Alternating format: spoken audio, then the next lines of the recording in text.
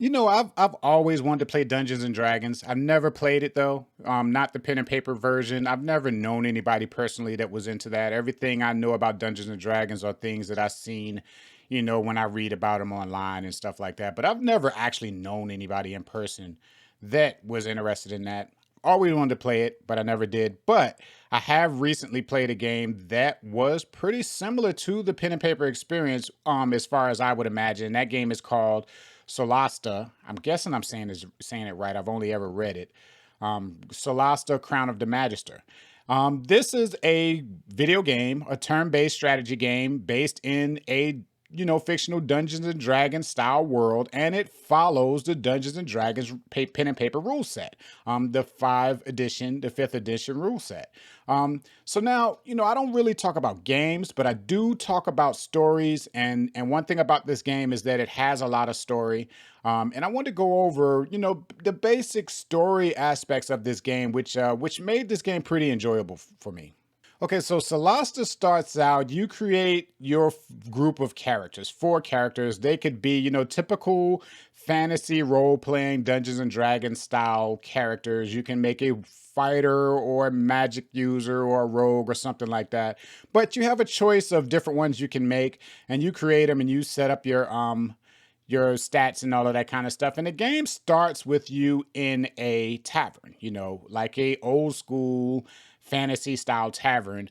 Your four characters are in there. They don't know each other. They all meet each other. They showed up at this tavern for a job. They get hired by this council. It's called the Legacy Council, and they're at this tavern to meet their contact. So while they're talking to this council, which this council was made up of like representatives from all of these different factions and all of these different kingdoms and towns and stuff. It's supposed to be a council that's a neutral council. They stand on their own. They don't represent any one faction or town. They represent the whole land as a whole, but they have representation from every little town and stuff like that. So you meet them and they send you and your team on this mission. They send you on this mission, and you go on this mission, and while you're on this mission, you run across some characters that they thought didn't exist anymore. There are these lizard-like characters called Sorakai. They're mostly referred to as Sorax throughout the whole game, but they're basically just like some kind of lizard race of people that everybody thought was extinct. But during that mission, while you do fight these Sorax that everybody thought was extinct, you do find this crown. You find a crown. It was on one of the Sorax, and one of your characters put on the crown. And when he puts on the crown gets attuned to him. It gets kind of melded to that person, where if you take it off after a while, that person will start continually dying. That crown also has some kind of magic ability, and starts causing your characters to be drawn to go pick up all of these gems that's supposed to be placed in the crown. It's like 8 gems total. So you get back to the council after you finish your mission, and you report that the Sorax do exist, and they noticed the crown, and they knew exactly what the crown was. So, being that your character has the crown stuck to him, he can't take it off, or he will die, or she, whichever way you create your character. They send you on more missions to find all of the gems, because finding the gems for that crown is what's going to save, the whole land and everything. And going to help them figure out a way to take the crown off the guy without him dying. So from then on, your characters, they go on a bunch of different quests. Each one of the characters that you have generally have a quest themselves that you can choose to help them with. It could be anything from finding, truths about, parents' heritage and stuff like that, or doing things where you go to towns to try to find a gem, but the people in the town may need help. So you would do things, at those different towns. But it'll take you all across this whole land, that's created in this game. And you have a lot of things to do when you get to those different locations.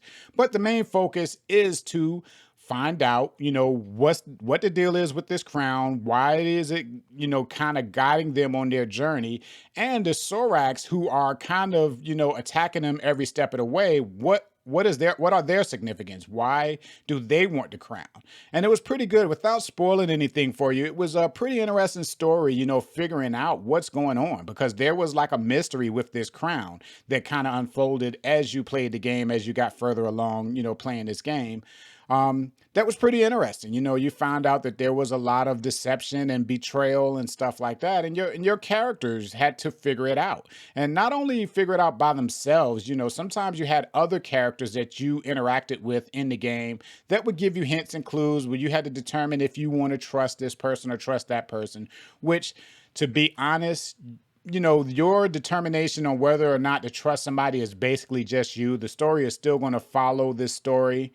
And regardless of what choices you make, it seemed like the outcome will still be the same.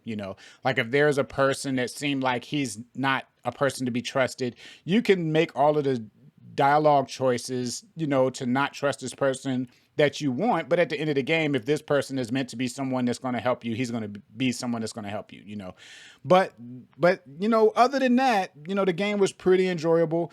I've been playing it for like about 3 or 4 weeks, pretty much 20-30-minute slots at a time, I think I put about 35-40 hours in it total, and it was pretty interesting. It kept me wanting to play the whole entire time, so much so that when I was finished, I quickly restarted the game because I wanted to play it from the beginning again with maybe different characters and different classes. But for me, sometimes when I'm going and playing through the same exact thing a second time, it just doesn't work for me. They have to have something in the game where it changes, and it pretty much doesn't change. It's going to still be the same story and fighting all the same enemies in the same order and all of that kind of stuff. So, it only lasted like through the opening tutorial, and then I moved on to another game. But the game was pretty good. I'm gonna put a link in the show notes if you think you want to purchase this game and play it for yourself. I got it on Steam. I think it was only about $30 or something like that.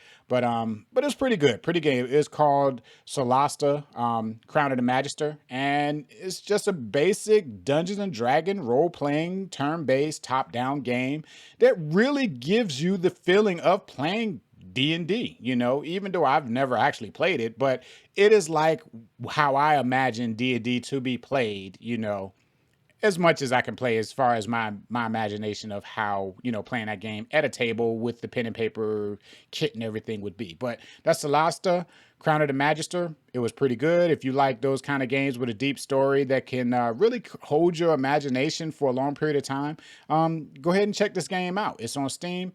And thank you for watching, and I'll see you next time. Congratulations, you made it to the end of the video. While you're here, why don't you check out that video right there? Or maybe that one right there. And while you're at it, go ahead and click that little picture of my image there and subscribe to my channel.